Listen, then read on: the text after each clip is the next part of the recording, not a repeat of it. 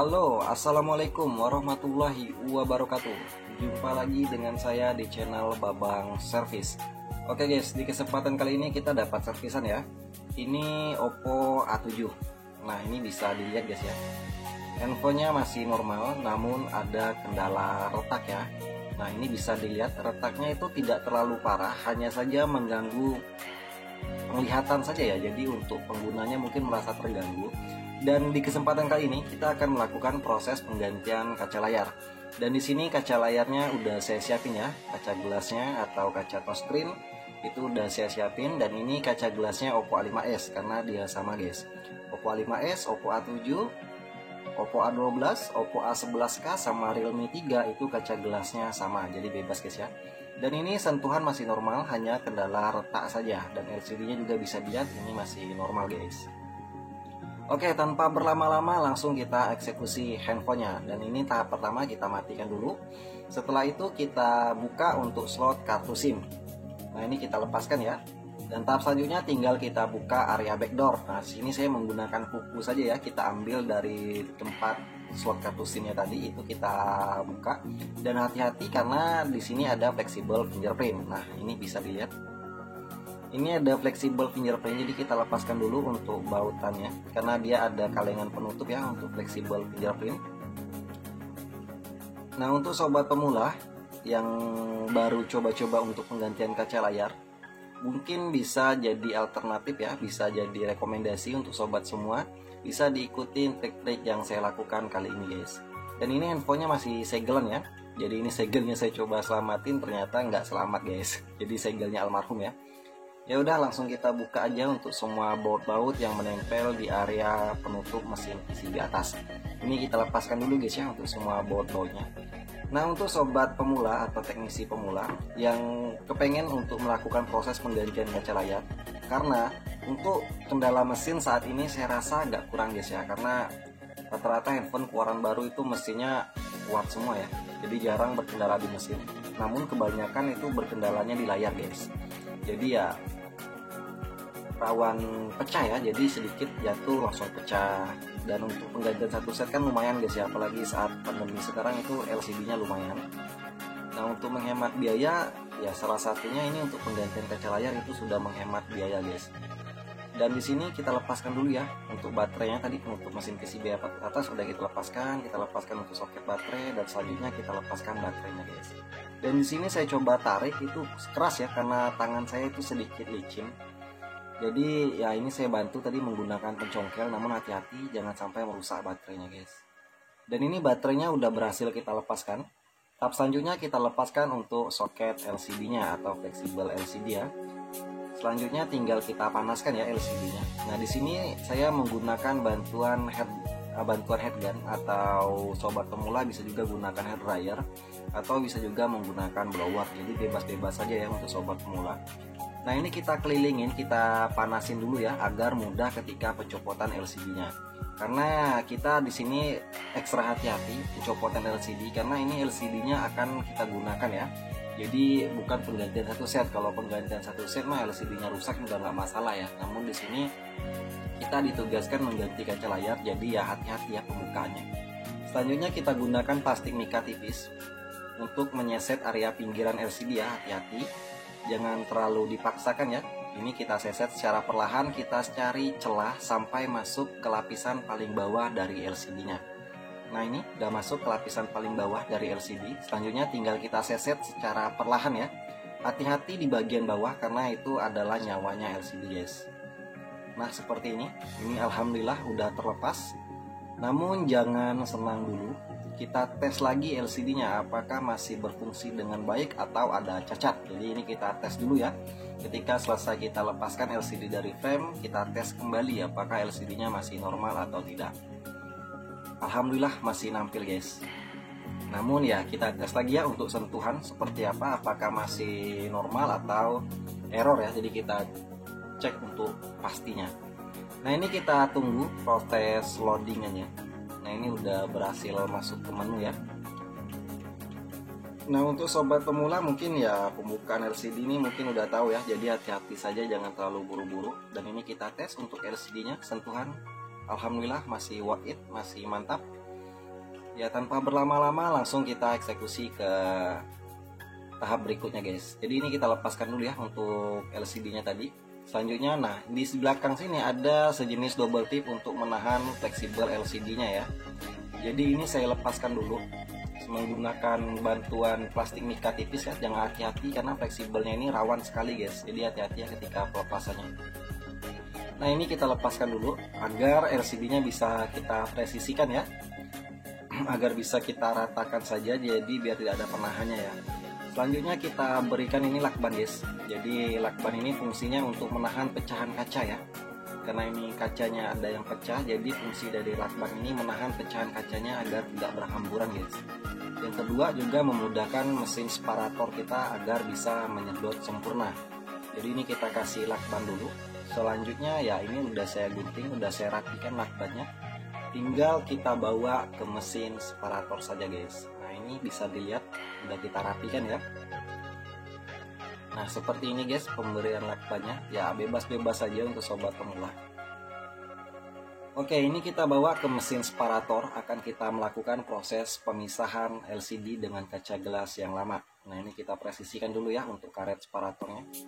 Selanjutnya kita presisikan kembali untuk LCD-nya. Untuk di bagian poni itu di bagian di bawah, dan arah fleksibelnya kita letakkan di bagian atas guys. Nah kita penyesetannya ambil dari atas dulu ya. Jadi kita ambil dari bawah LCD-nya, bukan dari arah poni ya. Nah ini kita panaskan dan kita hidupkan mesin separatornya guys. Oke, ini saya gunakan kawat pemisah berukuran 0,03. Ini ukuran halus guys ya. Saya rekomendasikan sekali untuk sobat pemula agar tidak terkena lapisan pelarit.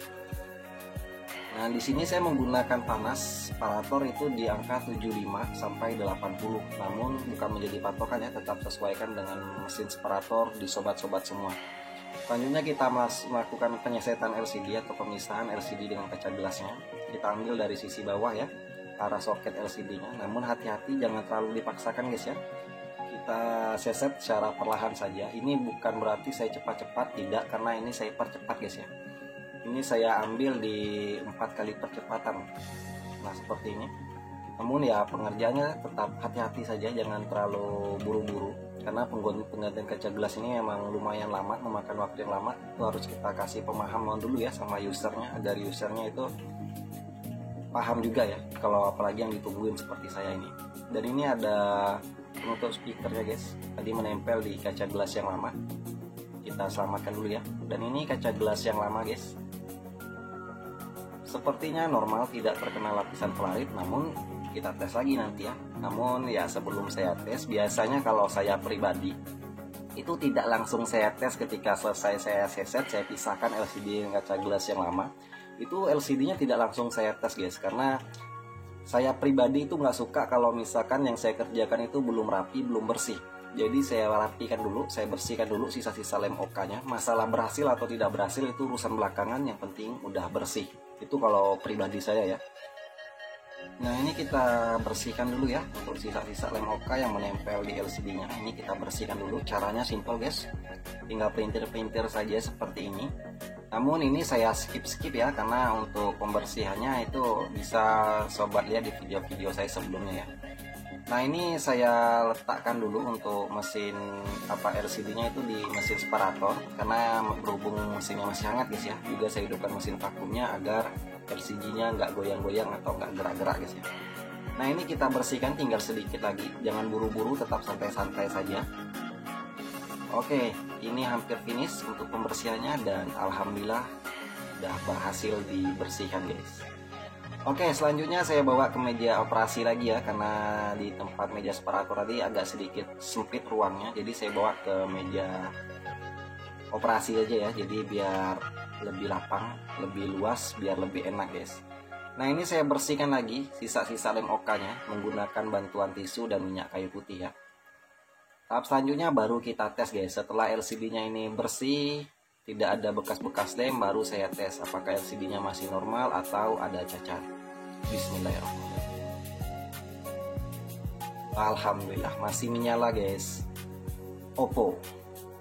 Oke, ini sambil menunggu proses loadingannya, ini saya bersihkan lagi untuk sisa-sisa minyak kayu putihnya ya, ada bekas minyak kayu putihnya. Ini saya lap sampai betul-betul kinclong, jadi biar enak dipandang guys. Ini kaca gelas yang lama dan kaca gelas yang baru udah saya siapin. Nah, ini kita tes untuk sentuhannya, mantap. Wow, berarti siap untuk ke proses selanjutnya guys. Oke, kembali kita lepaskan lagi untuk baterainya dan soket LCD-nya juga kita lepaskan. Nah, kita sekarang fokus ke LCD-nya guys. Nah, seperti di video saya sebelumnya, saya di sini tidak menggunakan lem OK stiker atau lem OK kering, namun menggunakan lem OK cair ya. Nah, yang ditakutkan oleh para teknisi pemula itu biasanya kalau kita menggunakan lem OK cair itu rawan sekali rembes ya. Lem OK-nya rawan sekali rembes ke dalam LCD. Cara untuk menghindari rembes tadi itu sering saya lakukan trik seperti ini guys. Jadi saya gunakan lem untuk menutupin area pinggiran LCD. Dan lem ini bukan lem khusus, melainkan ini lem yang biasa kita gunakan untuk merekatkan LCD di frame. Jadi ini lem yang sama, mereknya T7000 berwarna hitam. Jadi ini saya kelilingin di area pinggiran LCD. Tetap kita pantau ya, jangan sampai ada sedikit celah, jangan sampai ada sedikit ruang buat lem OK-nya bisa rembes ke dalam LCD atau masuk ke dalam LCD. Karena kalau lem OK-nya itu rembes ke dalam LCD, otomatis LCD-nya itu seperti awan mendung. Jadi mungkin sobat pemula semuanya mungkin pernah mendapatkan kasus LCD yang kena air. Nah, kalau kena lem OK lebih kurang seperti itu ya guys. Jadi kelihatan seperti awan mendung ya di dalam LCD-nya.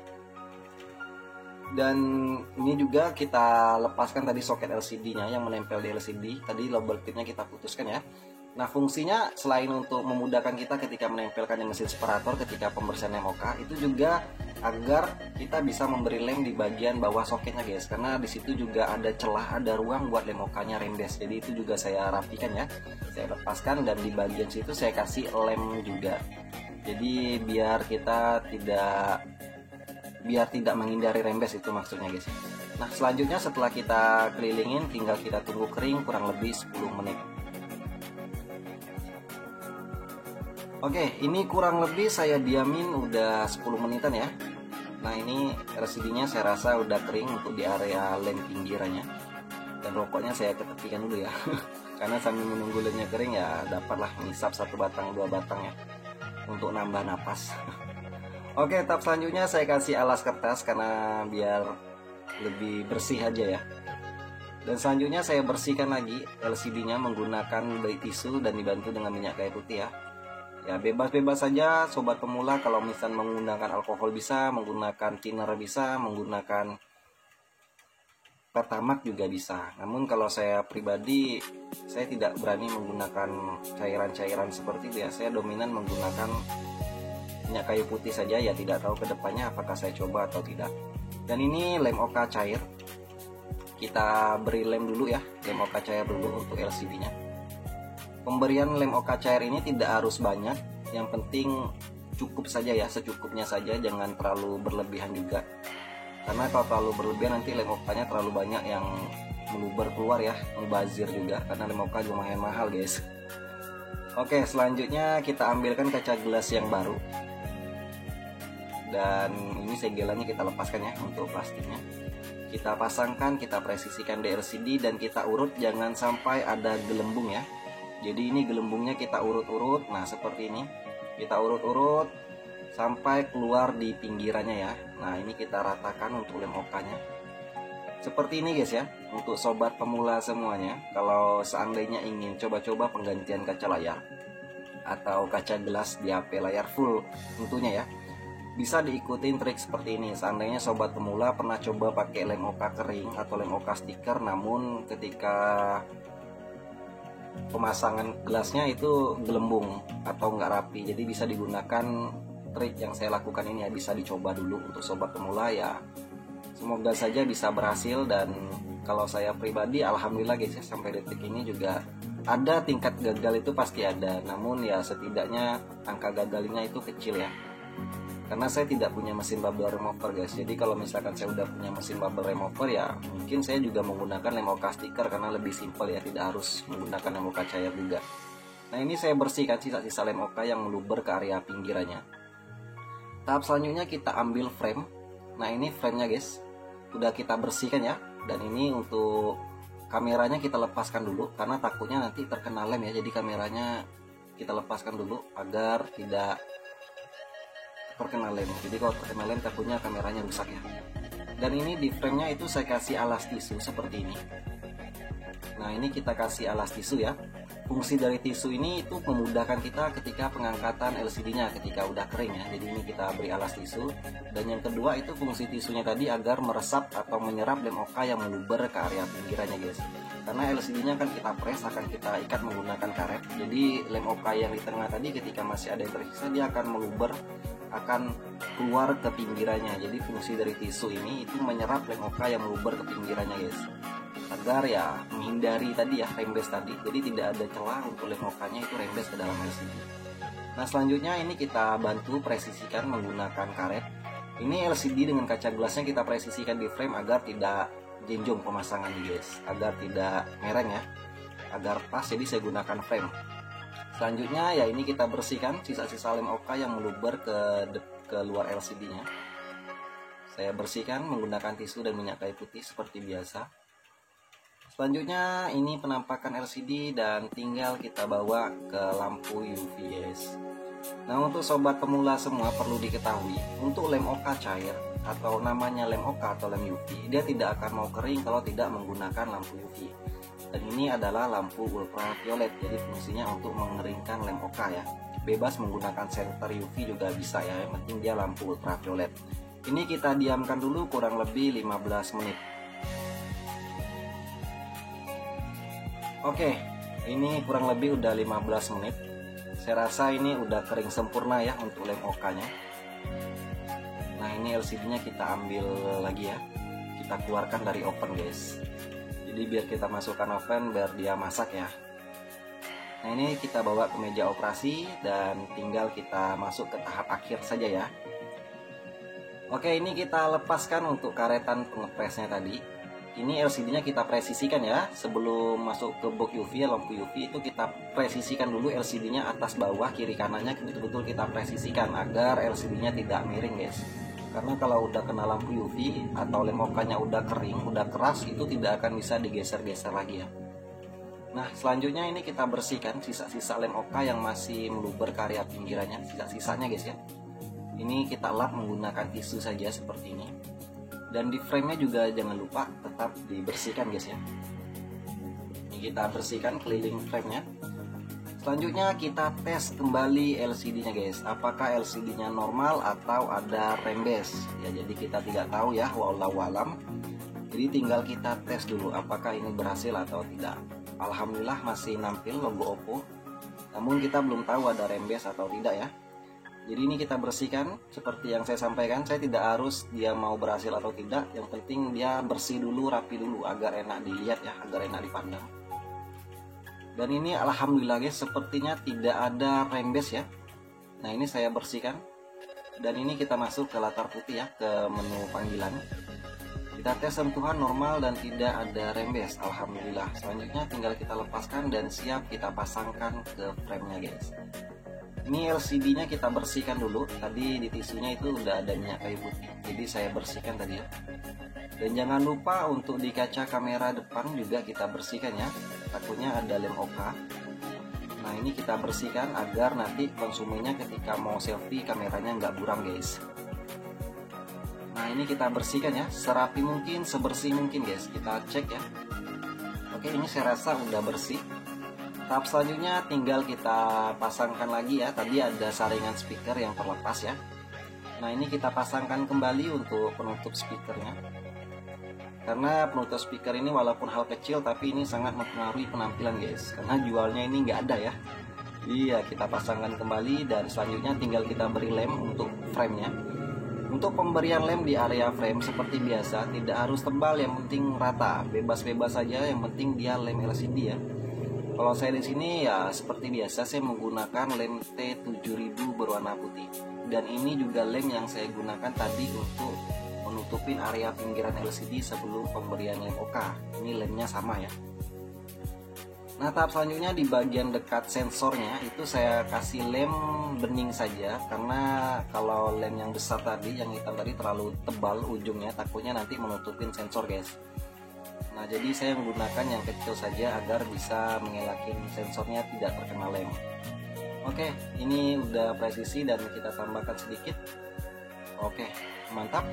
Dan tahap selanjutnya kita ambilkan LCD-nya dan siap untuk kita presisikan kembali, guys. Ini beruntung sekali ya untuk yang punya, karena ini LCD-nya masih original, guys. Karena kalau ganti satu set namanya LCD KW itu tidak sebagus LCD yang original. Nah, ini kameranya kita pasangkan kembali, namun kita cek apakah ada debu atau enggak ya.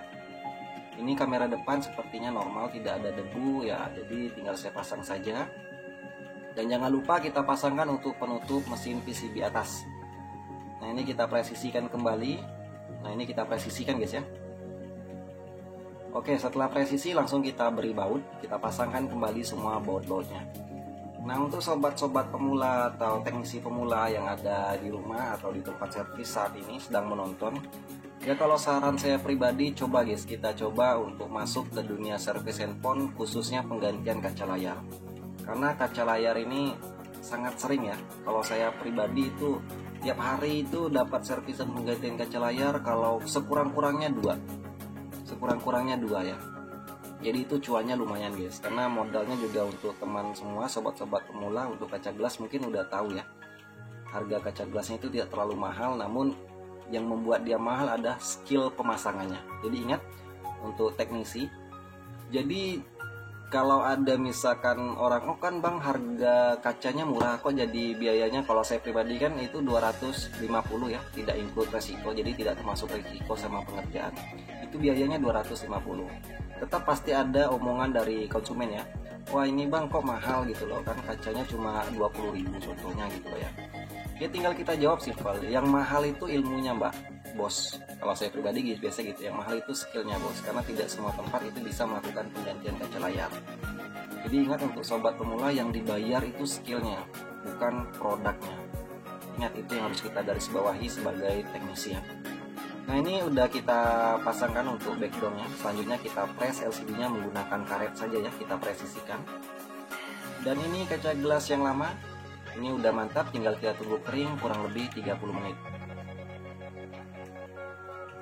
Oke guys, ini kurang lebih udah 30 menit udah saya diamkan ya hingga lednya itu kering di frame. Dan selanjutnya kita lepaskan kembali karet-karet kompresnya tadi. Selanjutnya tinggal kita bersihkan ya LCD-nya. Ini handphonenya langsung saya hidupin. Ini kita bersihkan sampai kinclong guys. Jadi sebelum kita serahkan ke tangan konsumen, itu usahakan handphonenya bersih, rapi, kinclong seperti baru lagi ya. Karena ya seperti yang sering saya sampaikan, kerapian pemasangan itu adalah iklan yang paling efektif. Karena dari satu konsumen bisa membawa 2 atau 3 konsumen untuk kedepannya. Kita nggak tahu ya, karena setiap orang itu pasti punya keluarga. Dan ini kameranya saya tes, ini mempesona guys, ini mantap kameranya. Kamera depan mantap, jernih. Wah ini kelihatan ya, lagi fokus-fokusnya ini guys. Oke, berarti ya tinggal kita rapikan lagi untuk sisa-sisa lem di pinggiran, kita bersihkan lem-lem yang meluber. Dan ini bisa dilihat guys, tidak ada rembes, tidak ada cacat di LCD ya, berarti trik kita worth it, trik kita mantap. Jadi bisa diaplikasikan untuk sobat-sobat pemula ya, sentuhan normal dan siap diserahkan kepada yang punya guys. Mantap ya. Oke, tinggal kita serahkan kepada yang punya. Dan terima kasih atas supportnya selama ini untuk teman-teman yang udah support, dan yang belum support juga jangan lupa ya, bantu supportnya agar kita bisa memberikan trik-trik seputar dunia servis. Buka YouTube, klik Babang Servis, dan subscribe, jangan lupa aktifkan loncengnya. Bye bye, wassalamualaikum warahmatullahi wabarakatuh.